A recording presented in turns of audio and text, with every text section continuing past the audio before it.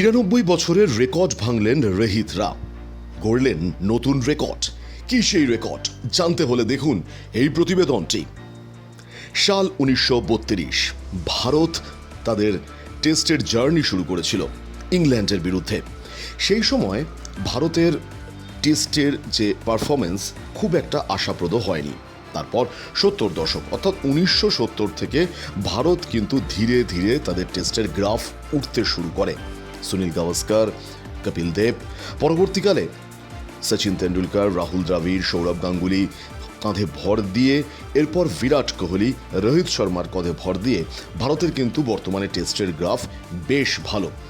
ভারত কিন্তু বর্তমানে জয়ের যদি শতাংশের হারে ধরা হয় তাহলে ইতিমধ্যেই 50% সে পেরিয়ে গেছে।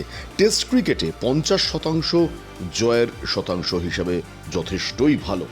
বাংলাদেশকে প্রথম টেস্টে একেবারে 280 রানে হারিয়ে ইতিমধ্যেই রোহিতরা তারা কিন্তু এক অনন্য নজির গড়েছে। জয়ের সংখ্যা হারের সংখ্যার থেকে বেশি হয়েছে। ইতিমধ্যে সূত্র অনুযায়ী অফিসিয়ালি ভারত টেস্ট খেলেছে 580টি, জয় 179টি, হেরেছে 178টি এবং ড্রয়ের সংখ্যা 222টি। অর্থাৎ 580-র মধ্যে 179 জয় এবং 178 হেরেছে। সেই দিক থেকে ভারত কিন্তু ইতিমধ্যেই বাংলাদেশকে 280 রানে হারিয়ে পরবর্তী টেস্ট অর্থাৎ কানপুরের উদ্দেশ্যে কিন্তু রওনা দিয়েছে। কানপুরে ক্লিন সুইপ করতে চায় রোহিত শর্মারা, তাহলে 2-0 সিরিজ জিতবে।